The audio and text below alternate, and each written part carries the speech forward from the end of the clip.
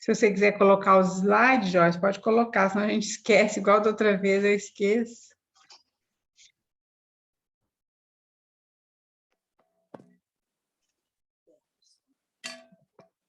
Então, queridas, hoje nós vamos fazer a carta de Filemon, né? É uma carta tão pequenininha, mas é uma carta muito preciosa. Tudo na palavra de Deus é muito precioso, né? Mas é a menor epístola de Paulo, que é a epístola a Filemon. Nós vamos ler, eu vou ler aqui 2 versículos, Filemon, versículo 16, 17b e 18, que fala o seguinte: recebe-o como se fosse a mim mesmo, e se algum dano te fez, ou se te deve alguma coisa, lança tudo em minha conta. Senhor, nós te louvamos pela tua palavra, Deus, e te pedimos mesmo que o Senhor possa ministrar o nosso coração nesta manhã, que o Senhor possa abençoar essa palavra, Deus, abençoar o coração das minhas irmãs também, o meu, Senhor, em nome de Jesus, que não seja apenas só palavras, ó Deus, mas seja o Senhor mesmo falando ao nosso coração, para que haja transformação na nossa vida. Deus, nós pedimos que o Senhor possa revelar através dessa palavra, Pai. Em nome de Jesus. Amém. Então, meninas, pode passar aí, Joyce. Essa carta de Filemon, nós já falamos, né? Foi Paulo que escreveu. E eu acho que antes desse tem um slide. Joyce, tem não? De introdução? É, isso aí. Paulo foi o autor dessa carta, né? Não tem dúvida sobre isso. Ela foi escrita mais ou menos no ano 60 depois de Cristo. E Paulo escreveu essa carta, estava na primeira prisão em Roma. Nós já falamos que Paulo foi preso 2 vezes, né, lá em Roma. O livro de Atos termina com essa primeira prisão dele, e ele escreveu essa carta dessa prisão, que era uma prisão, se a gente pode dizer assim, mais tranquila, né, porque ele alugou uma casa e não podia sair dali, né, estava acorrentado lá sempre a um guarda, né. E aí, então, essa carta provavelmente foi enviada a Filemon, que era uma pessoa, morava em Colossos, junto com a carta de Colossenses. E é uma carta pessoal, porque a gente viu que 1 Timóteo, 2 Timóteo e Tito são cartas pastorais, que a gente chama, que foram escritas para uma pessoa, mas o assunto da carta era sobre a igreja, né? A situação da igreja, como Tito e Timóteo iriam agir naquelas situações. Agora, essa carta não, a carta pessoal mesmo. Paulo escreveu assim para Filemon, diretamente mesmo, sobre um assunto que você já deve ter visto, vocês leram, né, aqui, sobre Onésimo, que era um escravo de Filemon e que fugiu. E aí, então, pode passar, Joyce, por favor. A gente vê que Filemon significa, ele era um irmão na fé, a igreja se reunia na sua casa, provavelmente ele era uma pessoa de muitas posses, porque ele deveria ter uma casa. Só um instantinho, menina, só um minutinho. Peraí, pode deixar. Tá.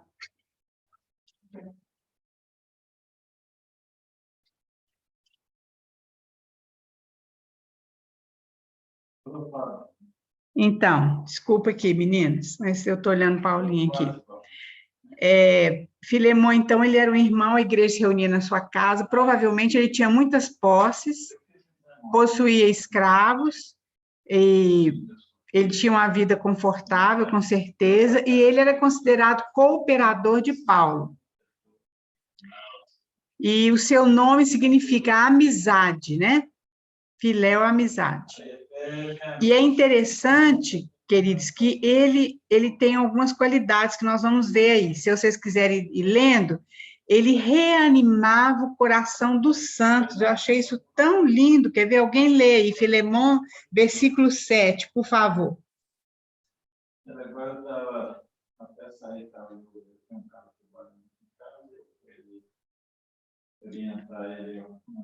Tira do mudo.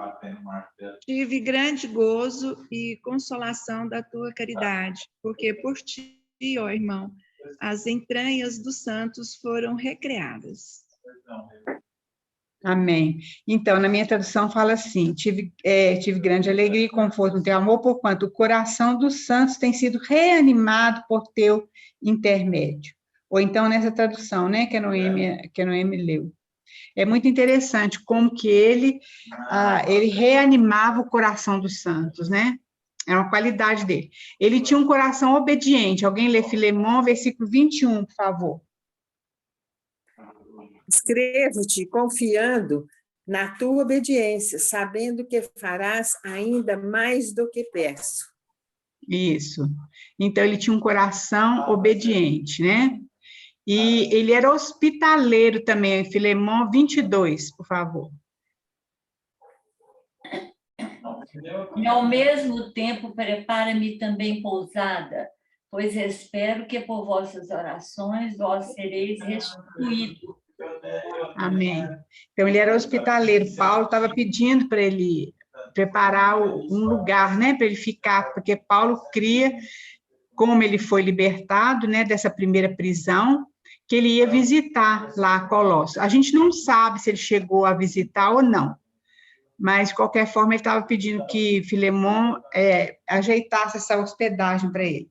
E ele era bondoso. Vê aí, Filemon 14, por favor. O meu só tem aquele banheiro lá que o Raquel fala. É 14 ou 15, dona Raquel? Mas será que eu anotei? Aqui está. Nada, porém, quis fazer. Não, é 14 mesmo. Nada, porém, quis fazer sem o teu consentimento, para que a bondade não venha a ser como que por obrigação, mas de livre vontade. Então, aqui está falando da bondade dele. Então, ele tinha várias qualidades, né? Ele reanimava o coração dos santos, isso é uma coisa importante da gente pensar, né, queridos? Ele tinha um coração obediente, ele era hospitaleiro, e ele era bondoso, ele tinha várias qualidades, né? Esses são os personagens. Onésimo, então, o nome de Onésimo significa útil. Onésimo era o escravo. Ele foi escravo de Filemon, mas ele fugiu. Até o lugar que eu estava estudando fala que ele fugiu e ele defraudou o seu senhor, que ele deve ter roubado o seu senhor. Aqui nessa carta não vê, Paulo só fala assim, se ele roubou, põe na minha conta que eu pago, né? Foi o que Paulo fala. Mas ele, de qualquer forma, ele era um escravo fugitivo. Aí, então, é Filemon 15. Alguém lê para nós, então.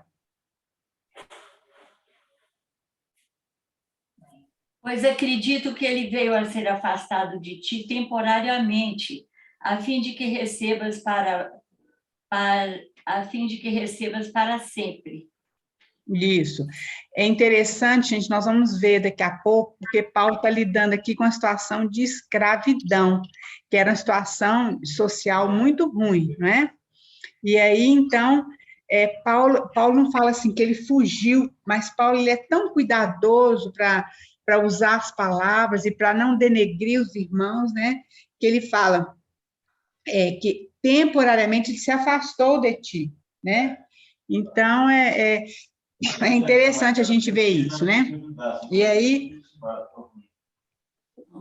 então, queridos, a gente vê que e também outra coisa, ele se converteu, ele fugiu de Filemon e foi para Roma, porque Filemon morava em Colossos, né? Mas lá em Roma ele encontrou com Paulo, e encontrando com Paulo, ele então se converteu. Alguém leu 10 aí para nós. E interceder por meu filho Onésimo, que gerei na prisão. Isso, então, vê que Paulo falou de Jesus para Onésimo, e Onésimo, então, se converteu. Então, Paulo o considera como filho. Aí pode passar, Joyce, por favor. Na casa dos amigos dele na Bahia, em outros lugares. Então, queridos, essa questão da escravidão é uma questão social muito triste, né? É algo que o homem inventou, que nunca foi da vontade de Deus, porque o homem escravizou, a gente sabe várias histórias, né, disso, e o homem escravizou o próprio seu semelhante, né? E esses escravos eram tratados muito mal. O dono dos escravos podia açoitar os escravos, podia até matar. Ele tinha todo o direito sobre os escravos. Então, aqueles escravos eram tratados assim, como objeto mesmo. E eles eram comprados, né, no mercado de escravos. Eu sei que as irmãs conhecem essa história, tem muita história triste com relação a isso. É uma coisa muito triste nessa questão social. Mas Paulo, ele aborda essa questão de uma maneira muito elevada, de uma maneira diferente. Ele não vai falar com Filemão, Filemão, você está errado, porque você tem esses escravos. Não, ele não faz isso, né? E nem fala com Onésimo, para Onésimo se rebelar contra aquilo. Nós vamos ver mais para frente alguns textos, né? E aí, então, a gente vê, queridos, como que essas questões sociais são tratadas de uma maneira cristã. Nós vamos ver hoje. Isso é importante a gente ver isso nesse livro. E aí a gente já viu como que Paulo ele usa uma linguagem tão amável, ele não traz nenhuma situação assim de constrangimento, né, nem para Filemão e muito menos para Onésimo, né, que Onésimo era um escravo, quer dizer, o escravo naquela época ele era considerado nada, não valia nada, né, só o preço do trabalho dele. Então, vamos ver que lá em Colossenses 3, 22 a 25, alguém lê para nós, por favor. Servos, obedecei em tudo ao vosso Senhor segundo a carne, não servindo apenas sob vigilância, visando não somente agradar homens, mas em singeleza de coração, temendo ao Senhor. Tudo quanto fizerdes, fazei-o de todo o coração, como para o Senhor e não para o... Deixa eu falar. Você Amém. Amém. Até aqui? Até aí, Alda. Espera aí, só um minutinho.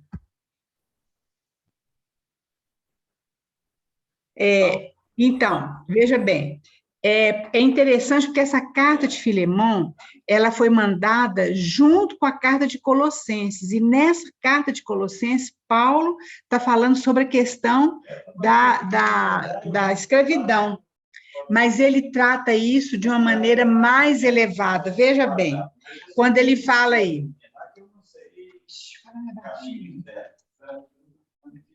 Servos, obedecei em tudo vosso Senhor segundo a carne, não servindo apenas sob vigilância, visando tão somente agradar os homens. Então, Paulo, ele eleva aquilo ali à presença de Deus. Ele leva aquilo ali como se estivesse servindo a Deus, né? E não aos homens. Então, e a mesma coisa ele faz com os senhores. Então, ele eleva aquela situação, queridos. Ele não ataca aquela situação, como se falasse para os servos, servos, vocês podem rebelar contra seus senhores, porque isso aqui é uma situação social errada, Deus não aprova isso. Não. Ele eleva aquela situação, fala com aqueles servos, olha, vocês vão servir como se estivesse servindo ao Senhor. Sempre as coisas de Deus são assim, viu, minhas irmãs? Viu? Deus sempre eleva. Eu lembro de uma figura, eles falando sobre um barco que estava num lugar cheio de pedra, e não tinha jeito desse barco andar. E o único jeito desse barco, então, andar era encher aquele lugar de água. Então, essas situações, quando tem situações sociais, não só a situação social, mas outras situações, essa água é como se fosse a graça de Deus elevando aquele barco. Então, a gente vê a maneira diferente de Paulo, atuar nessa situação social, e a gente vê a maneira diferente de Deus fazer as coisas. Deus eleva essa condição. Então, queridos, é muito importante ver isso, ver isso. E Paulo, então, fala com os senhores. Alguém lê Colossenses 4:1, por favor. Senhores, tratai os servos com justiça e com equidade, certos de que também vós tendes Senhor no céu. Olha bem, olha o que Paulo fala aqui. Ele fala assim, olha, vocês têm que fazer isso com justiça, porque tem um Senhor que está olhando para vocês, e vocês têm um Senhor. Eu acho que a Alda, ela não leu tudo, né, Alda? Eu cortei você antes da hora, né? No 22 até o 25, não foi? Não li, não. Então, lê, por favor. Tudo quanto fizerdes, fazei-o de todo o coração, como para o Senhor, e não para homens, cientes de que recebereis do Senhor a recompensa da herança. A Cristo, o Senhor, é que estáis servindo, pois aquele que faz injustiça receberá em troco a injustiça feita, e nisto não há acepção de pessoas. Veja bem, como que é importante isso aqui, a maneira que Paulo fala, então, sobre essa questão da escravidão e sobre o papel do escravo como escravo. E tem outro texto que ele quer falar lá em 1 Coríntios 7, alguém abre para nós, 1 Coríntios 7, 21 a 24.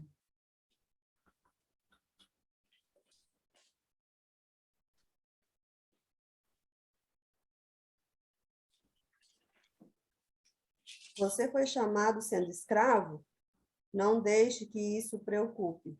Mas se tiver a oportunidade de ficar livre, aproveite-a. E se você era escravo quando o Senhor o chamou, agora é livre no Senhor. E se você era livre quando o Senhor o chamou, agora é escravo de Cristo. Vocês foram comprados por alto preço. Portanto, não se deixem escravizar pelo mundo. Cada um de vocês, irmãos, deve permanecer como estava quando Deus o chamou. Amém. Olha bem que interessante o que Paulo fala aí. Fala, se você fosse chamado, quer dizer, se você converteu sendo escravo, não fica preocupado com isso, não, porque nós somos livres no Senhor. Mas ele fala, mas nós somos escravos de Cristo. Então, queridos, nós, na nossa sociedade hoje, a gente às vezes não entende bem essa questão de escravidão, né? O jugo que era isso. A gente sabe, assim, de ouvir falar. Mas isso era uma coisa muito pesada para aquele povo naquela época. Porque, inclusive, Paulo, ele manda Onésimo de volta, né, para Filemon, ele escreve essa carta e para poder tocar mesmo o coração de Filemon, porque um escravo fugitivo, o dono podia matar aquele escravo, ele tinha o direito de matar aquele escravo, ou mesmo marcar com ferro quente aquele escravo. Então, era uma situação, assim, muito difícil, muito difícil. E nós não podemos esquecer que o Senhor Jesus Cristo se fez servo, né, como fosse escravo, se fez servo. Lá no Salmo 40, versículo 6,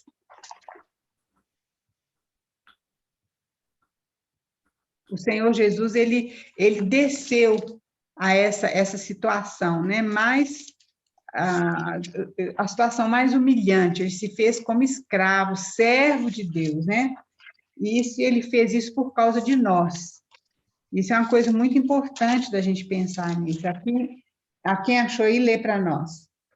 Sacrifícios e ofertas não quisestes, antes não quiseste, abriste os meus ouvidos, holocaustos e ofertas pelo pecado não requeres.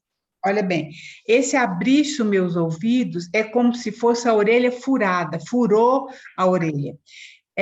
Na questão da escravidão, eles tinham um costume seguinte, se o escravo, o dono queria despedir o escravo forro, quer dizer, livre, mas se aquele escravo amasse o seu dono e não queria sair dali, né, daquela situação, e queria continuar servindo o seu senhor, então aquele senhor furava a orelha do escravo, né, com alguma coisa, uma sovela, não sei se é isso mesmo, e então aquilo estava dizendo, todo mundo que via aquele escravo sabia que aquele escravo, por amor, continuou servindo o seu senhor. E aqui nesse salmo está falando do Senhor Jesus Cristo, que realmente o Senhor Jesus Cristo, quando fala que, olha, Que coisa linda isso. É muito bonito mesmo, porque fala assim, olha, então eu disse, eis aqui estou, no rolo do livro está escrito a meu respeito, agrada-me fazer a tua vontade, ó Deus, dentro do meu coração está a tua lei. Então, queridos, quer dizer que realmente aqui o Senhor Jesus Cristo deu exemplo para nós. Ele realmente foi servo, ele veio aqui como servo, como escravo, é como se ele tivesse a orelha furada, falando com Deus, não, Senhor, eu quero realmente fazer a tua vontade, me agrada fazer a tua vontade. Então, isso aqui é muito interessante, muito importante. Então, esse irmão que eu estava estudando, eu até anotei aquilo que ele falou, que eu achei importante, queridos, fala assim, olha, com relação a essa parte social, né? É necessário que compreendamos que o fundamento de todas as coisas é espiritual. Preste atenção. É a vida que importa. É a realidade interior, o fundamento de todas as coisas. Se tentamos resolver os problemas somente, né, exteriormente, mas a situação interior permanece inalterada, então nada foi resolvido. Isso aqui é muito importante da gente lembrar que muitas vezes a gente fica preocupado com a situação social das pessoas e nós devemos preocupar sim, porque a palavra de Deus fala que se a gente vê um irmão nosso que não tem o que comer, o que vestir, e a gente está no bem bom da nossa casa, nós estamos pecando, a gente tem que preocupar com isso sim. Mas veja o foco aqui, o que Deus quer que a realidade interior das pessoas mudem, porque não adianta a gente mudar a realidade exterior da pessoa, fazer tudo, mas se ela não, o coração dela não se voltar para o Senhor, queridos, nada foi feito. A gente tinha um amigo que trabalhava com crianças carentes, até no Nordeste mesmo. Nós até fomos lá visitar o trabalho dele, lá tinha criança assim que você olhava para ela, você achava que era criança de meses, mas não era, já era criança de mais de ano, e ela estava naquela situação por desnutrição. Então, isso aí, o coração da gente compadece, está certo, e nós precisamos fazer alguma coisa. Mas ele falava o seguinte, não adianta nada a gente encher a barriga desses meninos e mandar eles para o inferno. Então, o que importa, queridos, é a primeira situação interna, né? Do coração, aquele coração ser transformado. Pode passar, Joyce, por favor. Porque as coisas de Deus, como a gente está vendo, as coisas de Deus são mais profundas, são mais altas do que nós. Os caminhos de Deus são mais altos do que nossos. Então, Deus não quer só que a pessoa se restaure socialmente, ou financeiramente, ou seja o que for. Mas o Senhor quer ganhar o nosso coração, a nossa alma. O caminho de Deus consiste, então, primeiramente, em tratar com a vida interior, que é aquilo que a pessoa vai entregar para o Senhor, né? E quando essa vida for transformada, tudo ao redor terá sido transformado. Então, é desse modo que os problemas sociais são resolvidos, né?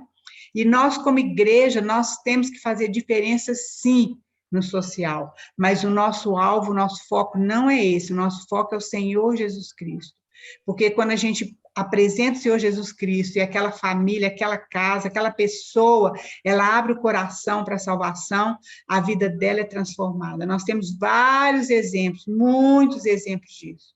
Então, a gente não pode esquecer disso, queridos, porque muitas vezes a gente fica batalhando só no social, que é como eu estou falando, não é errado, nós precisamos fazer sim, mas nós precisamos alcançar primeiro o coração. Nós estamos aqui para levar a mensagem de Deus, né? Em todos os lugares, para o reino de Deus ser chegado em todos os lugares.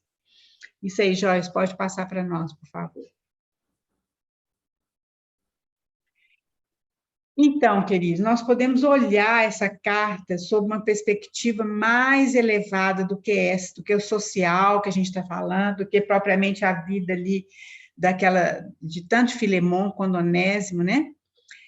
Essa carta, se ela está aqui na palavra de Deus, uma carta tão pequenininha, uma carta parece que só foca nessa parte social, mas essa carta, ela é uma figura do que Deus fez por nós em Cristo Jesus.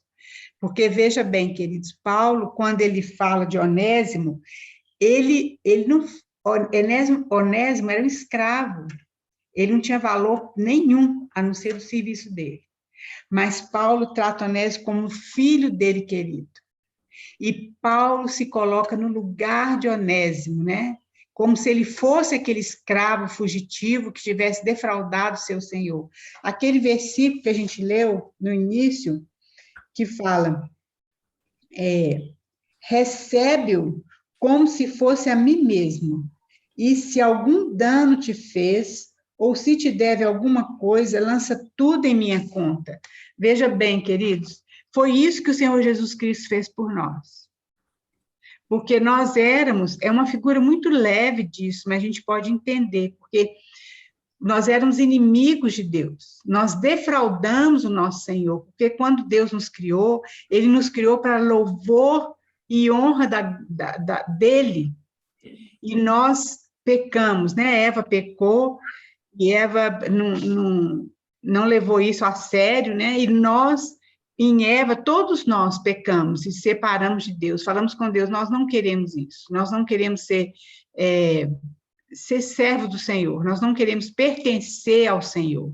E como se a gente fugiu, como Onésimo fez. E nós defraudamos mesmo nosso Senhor, o nosso Deus, porque Ele nos deu esse mundo para a gente poder administrar isso aqui, mas o que nós temos feito?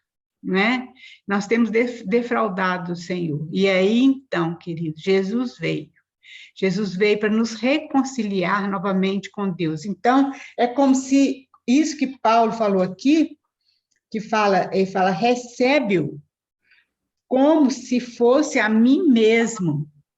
O Senhor Jesus, ele intercede por nós, está no trono de Deus e intercede por nós, ele é o nosso intercessor. E ele fala com Deus, recebe a eles como se fosse a mim mesmo. Porque nós vamos diante do Senhor, quando nós oramos, nós vamos diante de Deus no nome do Senhor Jesus Cristo. Porque se não fosse esse nome, se não fosse o Senhor, o Senhor Jesus, nós nunca podíamos chegar diante de Deus. Porque realmente Deus é um Deus santo. Ele ama o pecador, mas ele odeia o pecado. Então a gente não tinha caminho para chegar. Lembra no Antigo Testamento a quantidade de ofertas que aquele povo tinha que fazer, e como eles temiam ao Senhor, quando aqueles homens puseram a mão na arca, que significava mesmo o próprio Senhor Jesus Cristo, aqueles 2 homens morreram na hora, não é? Por causa da santidade do Senhor. Mas hoje, nós temos essa liberdade de chegar diante de Deus, porque o Senhor Jesus Cristo abriu esse caminho. E Jesus, então, fala isso, recebe-os como se fosse a mim mesmo. E se algum dano te fez, ou se deve alguma coisa, lança tudo na minha conta. Isso aí é a palavra do Senhor Jesus a nosso favor. O Senhor Jesus pagou a nossa dívida ali na cruz, né? Essa dívida, ela foi rasgada, ela foi anulada com o sangue do Senhor Jesus Cristo. Aquelas pessoas que são advogados, eles sabem o que significa isso, né? Se você tem uma dívida, ou você tem um problema assim na justiça, e eles falam que você tem que pagar determinado valor, e aí você vai e paga aquele valor, aquela dívida, então, ela é cancelada. Então, foi isso que o Senhor Jesus Cristo fez por nós, diante de Deus. E é isso que Paulo está falando aqui, então, né? Fala com Onésimo. Se ele te fez algum dano, lança na minha conta, que eu vou te pagar, né? Esse é uma figura muito linda, queridos, a maneira que Paulo aborda essas coisas, a maneira como ele eleva essa situação. E ele coloca Filemon sem acusar Filemon, mas ele coloca Filemon numa situação que seria muito difícil Filemon não abraçar Onésimo e não receber Onésimo de volta. E Paulo sentiu na obrigação, porque ele fala que Onésimo estava servindo a ele, né? Ali na prisão. Aqui na carta fala, mas ele sentiu ele sentiu assim que era honesto ele mandar o Onésimo de volta para o seu senhor. E ele mandou Tíquico junto com Onésimo, né? Para que levasse essa carta e reapresentasse Onésimo de novo para Filemon. Porque, como a gente falou no início, Onésimo, o nome Onésimo significa útil. Mas aí Paulo até fala, olha, no versículo 11, ele antes te foi inútil, atualmente, porém, é útil a ti e a mim. Então, queridos, isso é o que o Senhor Jesus Cristo fala de nós, como se nós fôssemos inúteis. Nós éramos inúteis, nós estávamos mortos, né, para Deus. Mas agora, então, que nós temos Jesus, nós somos úteis, né, que realmente que essa carta, quando a gente for ler essa carta, que a gente possa lembrar aquilo que o Senhor Jesus Cristo fez por nós. Vamos ler agora esses versículos aí, cada um pode tirar seu microfone do mudo e ler Colossenses 1:20, Hebreus 12:2, Isaías 53:11, 2 Coríntios 5:21.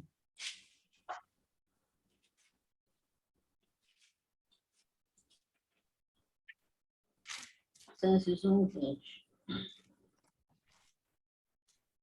E que, havendo feito a paz pelo sangue da sua cruz, por meio dele, reconciliasse consigo mesmo todas as coisas, quer sobre a terra, quer nos céus. Amém. Então, a gente vê que o sangue do Senhor Jesus Cristo reconciliou todas as coisas. Ele pagou o preço, né? E que quando Pedro fala que não foi com prata nem ouro, mas foi com o precioso sangue dele. Hebreus 12:2. Olhando firmemente para o autor e consumador da fé, Jesus, o qual, em troca da alegria que lhe estava proposta, suportou a cruz, sem se importar com a vergonha, e agora está sentado à direita do trono de Deus. Isso. Que coisa maravilhosa, né? Essa alegria, que alegria é essa, queridos? Essa alegria de Jesus é que ele não era mais o primogênito, filho de Deus. Não, ele não era mais o unigênito, mas agora ele se tornou primogênito, porque ele tem outros irmãos que somos nós. Essa é a alegria que o Senhor Jesus Cristo teve. Então, ele não julgou, ele não considerou aquela vergonha nem a dor da cruz, por causa dessa alegria, né? Isaías 53:11. O trabalho da sua alma ele verá, e ficará satisfeito com o seu conhecimento, o meu servo, o justo, justificará a muitos, porque as iniquidades deles levará sobre si. Olha bem, esse Isaías 53 é uma profecia muito linda do Senhor Jesus, né? Da morte dele, é uma profecia muito linda. E 2 Coríntios 5:21. 5:21. Aquele que não conheceu o pecado, ele o fez pecado por nós, para que nele fôssemos feitos justiça de Deus. Isso, olha bem.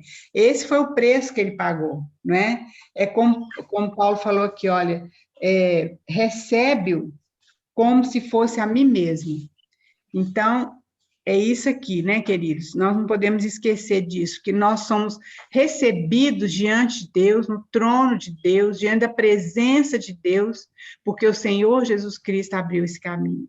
E aí, então, veja bem, quando Deus olha para nós, ele vê o Senhor Jesus Cristo. Ele não olha os nossos merecimentos, que nós não temos nenhum, mas ele vê o Senhor Jesus Cristo, né? Tem uma figura também muito linda, eu acho que eu já falei com as irmãs, sobre uma questão de uma ovelha. Eu acho essa figura tão linda, né? E representa muito bem isso aqui, porque era um pastor de ovelhas, ele tinha 2 ovelhas, tinha várias ovelhas, mas uma ovelha deu à luz a ovelhinha e morreu. E aquela ovelhinha, então, e tinha uma outra que deu à luz a ovelhinha, mas a filhinha dela morreu. Então, ele queria que a ovelhinha que perdeu a mãe mamasse naquela ovelhinha que perdeu o filho, né, para dar certo. Mas os animais, eles sentem o cheiro, né, sentem o cheiro da mãe e tal, eles têm essa percepção. Então, o que ele fez? Ele tirou a pele, a lã daquela mãe que tinha morrido e tinha deixado seu carneirinho e colocou sobre aquela outra mãe que tinha perdido seu carneirinho. Vocês entenderam, irmãs? E aí, então, aquele carneirinho, ele mamava naquela outra mãe. Então, isso é uma figura muito clara daquilo que o Senhor Jesus Cristo fez por nós. Porque quando Deus olha para nós, ele vê o Senhor Jesus Cristo. E aí, então, nós somos recebidos diante dele, porque o Senhor Jesus Cristo pagou esse preço, né? Então, queridos, olha, esse livro é um livro pequenininho, mas as irmãs depois leem com atenção. É um livro que fala muito ao nosso coração daquilo que o Senhor Jesus Cristo fez. Ainda tem mais um slide. Eu até nem perguntei para as irmãs se alguém tinha alguma coisa para compartilhar, desculpa, né? Mas se alguém tiver, eu vou só passar o último slide para a gente ler, e aí você pode tirar o seu microfone do mudo, a gente tem um tempinho ainda, você pode compartilhar. Esse aqui foi Martim Lutero que escreveu sobre essa epístola, olha que coisa linda. Essa epístola mostra um belo e nobre exemplo do amor cristão. Nela podemos ver como Paulo entrega-se a si mesmo em favor do pobre Onésimo e roga com todas as suas forças pela causa junto ao seu Senhor, como ele, Paulo, fosse o próprio Onésimo e tivesse agido mal para com Filemão, assim como Cristo fez conosco diante de Deus o Pai. Assim também atuou Paulo para com Filemão. Na minha opinião, isso Martim Lutero falando, todos nós somos onésimos. Então, queridos, essa aí é a lição que nós temos desse livro, que é uma lição tão linda, né, da gente ver aquilo que Jesus fez por nós. Que o Senhor possa ter misericórdia de nós, que o nosso coração possa estar sempre cheio de gratidão e a gente ter sempre isso, né, na nossa mente, que foi pago um preço alto por nós, que na realidade éramos inúteis para Deus, mas hoje nós somos úteis, porque nós somos comprados pelo precioso sangue do Senhor. Alguém gostaria de compartilhar alguma coisa? Ô, Raquel? Sim? Então, eu estou lembrando aqui, né, que na nossa leitura bíblica a gente está lendo Jeremias. E a gente vê o tanto que Jeremias chora e tenta convencer, né, ali os sacerdotes, o rei Zedequias, né, e todos os outros ali, para que eles, para que a Jerusalém não seja destruída, incendiada, eles percam a vida, né, e ele fica o tempo todo tentando convencer, né? E aí eu lembro que numa das, falo assim, Deus me livre, eu já tinha perdido a paciência com esse povo. Não, mata logo. Ele fala, né?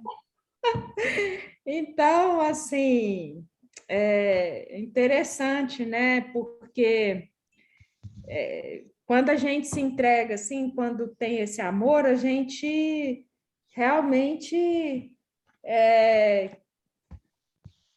quer que essa pessoa muda, né? Assim, então pensar assim no amor de Jesus por nós que veio, né? E se entregou e teve toda aquela mansidão e suportou tudo, né? É isso mesmo. E aqui Paulo põe-se no lugar de Onésimo, né? Assim teve vários profetas, né? Estou falando assim de Jeremias, porque a gente está lendo Jeremias agora. Uhum. É isso mesmo. E Paulo também fala lá em Romanos, né? Romanos capítulo 9, ele se coloca assim, que ele desejaria ser anátema por causa do povo de Israel, né? Para eles se converterem. Paulo chega a falar isso, é um amor que ele tinha pelo povo de Israel, né? E Moisés também fala isso com Deus. Quando Deus fala de matar o povo todo, Moisés fala assim, não, Senhor, não faz isso, né? Interessante isso, né? Mas tem que ter um amor muito grande. Alguém mais quer compartilhar? O que me chamou muita atenção é que Paulo segue um padrão, assim, né, com todos, porque não só nessa carta de Filemão, mas em outros anteriores, ele se coloca como intercessor, né, de algumas pessoas. Aqui é explícito, né, que ele está realmente se colocando no lugar de Onésimo em todos os sentidos. Às vezes a gente acha que interceder é só orar, né, é só fazer uma oração, colocar diante de Deus o pedido das pessoas, mas a intercessão vai muito além disso, né? É realmente você às vezes tomar o lugar daquela pessoa e fazer o que for necessário, né? Pagar a conta, enfim, tantas coisas às vezes são necessárias, né? Para que aquela pessoa seja aceita novamente, enfim. E eu fiquei pensando, nossa, a intercessão, ela vai muito além de uma oração, de um momento de oração diante de Deus, né? Você está intercedendo por alguém, vai muito além disso, né? Nessa carta, Paulo deixa isso muito claro. E aí a gente lembra de Jesus, que morreu, né? E que é o nosso intercessor diante de Deus, porque ele nos comprou, né? Então, esse entendimento, né, do que ser um intercessor, foi muito forte para mim nessa carta, assim. Ficou muito claro, assim. E fiquei me perguntando, né, nossa, como que hoje nós podemos colocar em prática isso, né? Porque a gente vive muitas situações com outras pessoas e a gente precisa ser esse intercessor, né? A gente precisa ser seguir esse exemplo de Paulo na prática, porque ele fez na prática. Ele não tinha muitos recursos, financeiros e tal, mas ele conseguiu, sim, fazer isso. Então, hoje nós podemos fazer também. E como podemos fazer, né? Como podemos colocar isso na prática no nosso dia a dia hoje? Né? Fiquei refletindo sobre isso. Isso, amém, Joyce, é isso mesmo. Isso mesmo, eu fico pensando como é que uma carta tão pequenininha fala tanto, né, o nosso coração. Às vezes a gente pensa, nossa, mas não tem nada aqui, né? Mas quanto tesouro escondido que tem aqui, né? Isso aí são os tesouros da palavra de Deus, né? Amém, é isso mesmo. Alguém mais quer compartilhar?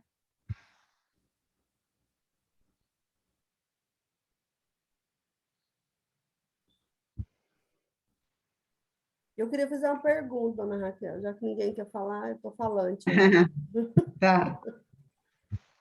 É porque eu tenho uma dificuldade de entender, e eu busco entender isso, né? Quando Paulo fala assim, que ele se tornou escravo de Cristo. E a tendência natural da gente é entender escravo como hoje, para aplicar no nossa realidade hoje, na minha cabeça sempre vem a religiosidade, né? De olhar para a palavra e querer só obedecer às regras, vamos dizer assim, né? Ah, então, se eu sou escravo de Cristo, eu preciso obedecer às regras que Cristo deixou na palavra. Mas, ao mesmo tempo, Paulo também fala que ele é escravo de Cristo, mas ele é livre. E eu queria entender, assim, se a senhora quiser falar, né? Se a senhora tiver também essa resposta, né? Como aplicar isso hoje, né? Se eu sou escravo de Cristo, como Paulo foi, e nós sabemos que somos, como fazer isso sem ir para esse lado da religiosidade, no sentido de ficar obedecendo só regra, né? Não sei se tem resposta também. Eu não sei se eu tenho resposta para você, não, mas eu penso o seguinte, às vezes, se alguma irmã tiver, pode nos ajudar. Mas eu penso o seguinte, quando ele fala que é escravo, porque o escravo não tem vontade própria. Então, o escravo, ele pertence a um dom. Então, o Senhor Jesus Cristo, ele tem direito sobre a nossa vida, porque ele comprou a nossa vida, certo? Então, quando fala escravo ali, a gente obedece, mas é aquilo que eu falei, como Jesus, né, daquela orelha furada. A gente obedece por amor, não é questão de religiosidade e nem da lei, mas é por amor, né? Então, a gente vê, inclusive, ali, quando Jesus fala nas bem-aventuranças, em Mateus, você vê que ele vai falando do Antigo Testamento, mas ele mostra que não era daquela maneira que o povo obedecia naquela época, ou tentava obedecer, mas ele coloca aquilo num patamar muito mais elevado, né? Então, por exemplo, também quando ele fala lá em João, né, que os 10 mandamentos falam para a gente amar o próximo, né, como a nós mesmos, mas ele fala, eu te dou um novo mandamento, você vai amar o próximo como eu vos amei. É um mandamento diferente, ele amou dando a vida. Então, eu creio que quando fala que é escravo, é porque o escravo, ele não é dono da vontade dele, nem da vida dele. Mas, ao mesmo tempo, nós somos livres, porque nós somos livres do pecado. E o Senhor Jesus Cristo, ele não trata essa questão de escravo, nós sabemos disso, ele não põe uma coleira no nosso pescoço, né? Sempre tem um se antes, né? Se você quiser me seguir, toma a sua cruz e siga-me. Sempre tem um se, né? Antes. Então, depende, sim, daquilo que a gente quer. Ao mesmo tempo, é um antagonismo. Ao mesmo tempo que nós não poderíamos ter a nossa vontade própria, mas só a dele, porque a dele é melhor, né? É quando Paulo fala ali, transformais pela renovação da vossa mente, para que experimenteis qual seja boa, perfeita e agradável a vontade de Deus. Então, ao mesmo tempo que ele tem direito sobre a nossa vida, mas ele não obriga, ele não nos obriga. É por amor. Nós seguimos a ele e fazemos as coisas por amor. Eu não sei se eu consegui responder ou se alguém tem uma resposta melhor sobre isso. Dona Raquel. Sim. Bom dia, irmãs. Bom dia. Bom dia, tá bom, Ró? Graças a Deus. Na hora que a Joyce começou a perguntar, me veio aquele versículo de 1 Coríntios 9:19. Acho que era 1 Coríntios 9:19 mesmo, se eu não estou enganada. Que fala que Paulo vai falar que ele se fez livre de todos para poder servir a todos. Depois vocês conferem para mim, você está olhando aí, doutora Denise? É 1 Coríntios 9:19 ou 19:9, mas eu acho que é 9:19. Porque, sendo livre de todos, fiz-me escravo de todos, a fim de ganhar o maior número possível.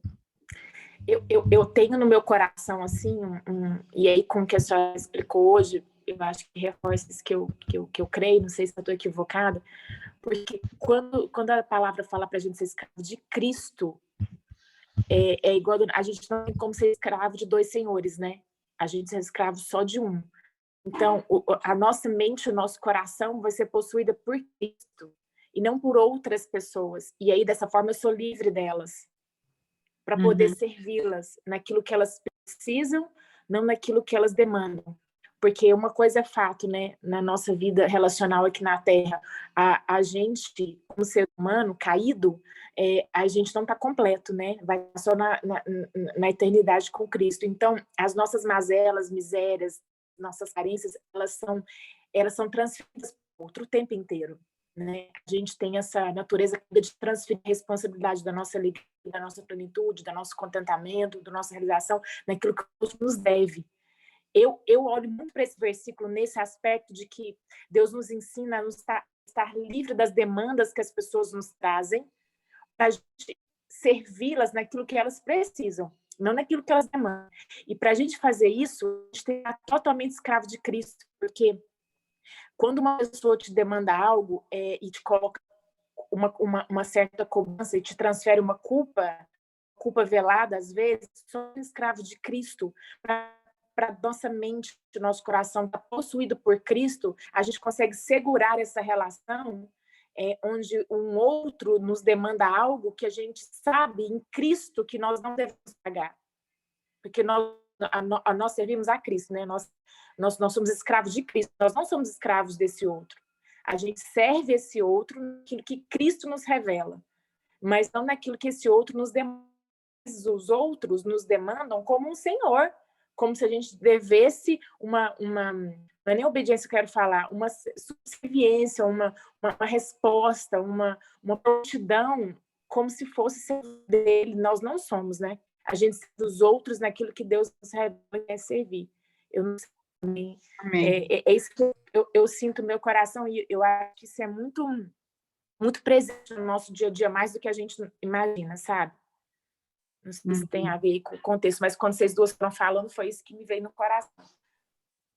Amém, é isso mesmo. mesmo, gente. No nosso dia a dia, isso acontece muito, né? E a gente fica na dúvida, né? Será que como é que eu faço agora?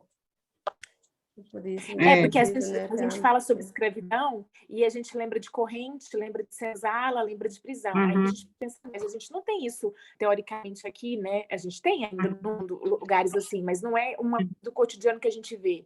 Mas a gente isso invisível. É A gente verdade. fica presa nas relações, a gente fica presa nas coisas que são subjetivas, nas coisas que são veladas, numa fala velada, num olhar velado, numa situação que nos prende, né? E Deus não quer, Ele quer a gente preso só a Ele. Glória a Deus por isso, a ninguém mais. A gente não pode esquecer que Ele é um Deus de amor, né? A gente ser escravo do Senhor, servo do Senhor, é uma coisa muito maravilhosa, porque Ele é um Deus de amor, né? Então, quando a gente é livre, quando a gente é interessante isso, quando a gente é escravo mesmo do Senhor, é quando a gente é livre de tantas coisas, de nós mesmos, que eu acho, assim como, acho que foi Lutero mesmo falou que, quando ele estava indo para conversar com o Papa, né, e as pessoas perguntaram para ele, você não tem medo? Ele pegou, você só tem medo de uma coisa nessa vida, de mim, do meu eu. Então, queridos, realmente aquilo que Deus tem que ganhar na nossa vida é o nosso eu, porque é isso que nos escraviza, é isso, nós mesmos que nos escravizamos, né? Então, meninas, foi muito bom, Deus abençoe, muito boa participação. Vamos orar, então, para a gente terminar. Na próxima sexta-feira, se Deus permitir, nós vamos começar Hebreus. Hebreus é um livro maior, né? Talvez a gente gaste mais de um dia. Eu não sei quando a Edmeia vai compartilhar com a gente, mas de qualquer forma. Raquel, Oi. a ideia, eu acho que ela está chegando daquela viagem que ela foi fazer lá na Turquia, né? Então, eu vou ver se eu consigo falar com ela nesse final de semana e te dou um retorno. Ok. Não, pois é, fica tranquilo, não tem problema nenhum não, Denise, viu? Fica tranquilo. Tá jóia. De qualquer forma, queridos, vamos ler Hebreus, né, que é um livro também tão precioso para nós. Vamos estar lendo esse Hebreus. E é tão bom quando vocês compartilham também, porque cada um vê uma parte, né, do livro, do estudo, tem uma percepção. Então, é muito bom que a gente reúne todas as percepções, né, porque isso é a sabedoria de Deus, a multiforme sabedoria de Deus. Vamos estar orando, então, agradecendo a Deus esse tempo. Alguém podia orar para nós, por favor?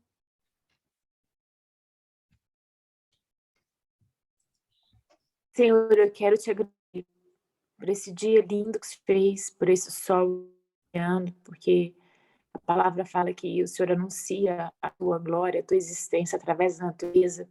Obrigado, Deus, faz a gente ter essa inteligência mesmo, Deus, de ser como os passarinhos que não se preocupam, porque o Senhor vai os suprir de todas as coisas e nos ensina a contemplar a tua beleza, daquilo que o Senhor criou. Para que a gente saiba que o Senhor também vai criar beleza dentro de nós, o Senhor já criou beleza dentro de nós para a gente viver. E é isso que quer que a gente viva, Pai. Deus, em nome de Jesus, eu quero te agradecer pela tua palavra que nos liberta, que nos instrui, que nos mostra o caminho. Pai bendito, e nós queremos te clamar que a gente possa aprender a ser escrava do Senhor. Que a nossa mente e o nosso coração sejam tomados por esse servir, por esse meditar, por esse optar em primeiro lugar te ouvir e não as pessoas. O Senhor como Senhor da nossa vida, que é essa primazia, nos ensina a condicionar nossa carne, a nos voltar para o Senhor e a perceber, Deus, essa supremacia do Senhor na nossa vida. Nos ajude a ser livre de todos, como diz Paulo, para a gente poder servir a todos, como aqueles que servem os filhos do rei, como aqueles que representam o Senhor na terra, servindo as pessoas da forma como o Senhor quer que a gente sirva. Não como aqueles que têm dúvida de quem são e acabam fazendo coisas para terem algum tipo de aceitação. Isso não é o teu espírito, e nós queremos, Pai, o teu espírito sobre nós. O espírito que nos liberta, o espírito que nos dá ousadia, o espírito que nos dá coragem, o espírito que nos mostra o caminho, o espírito que nos dá a palavra certa a tempo e a hora. É esse espírito que nós queremos sobre nós, Pai bendito. Enche Amém. mesmo com teu espírito, enche os nossos lares nesse dia de sexta-feira, Pai. Amém. Enche as nossas bocas como aquelas mulheres virtuosas que declaram a tua palavra por onde andam. Nós queremos ser mesmo como a tua palavra diz, aquelas que são colunas na nossa casa e Amém. aquelas que trazem o bom perfume de Cristo para o nosso lar. Pai, bendito em nome de Jesus, Senhor. Continua sustentando a vida da dona Raquel, do seu Paulinho, a sua casa, de sua descendência, Senhor. Nós te louvamos por ela se levantar como essa mulher que no nosso meio nos instrui, nos ajuda e está disposta, Senhor, a repartir as tuas riquezas conosco, Pai. Nós te louvamos e te agradecemos por isso. Em nome de Jesus. Amém. Amém. Amém, meninas. Tenham um bom dia, um bom fim de semana. Deus abençoe, viu? Obrigada a todos, viu? Beijo grande. Deus abençoe. Amém. Tchau, irmãs. Beijo.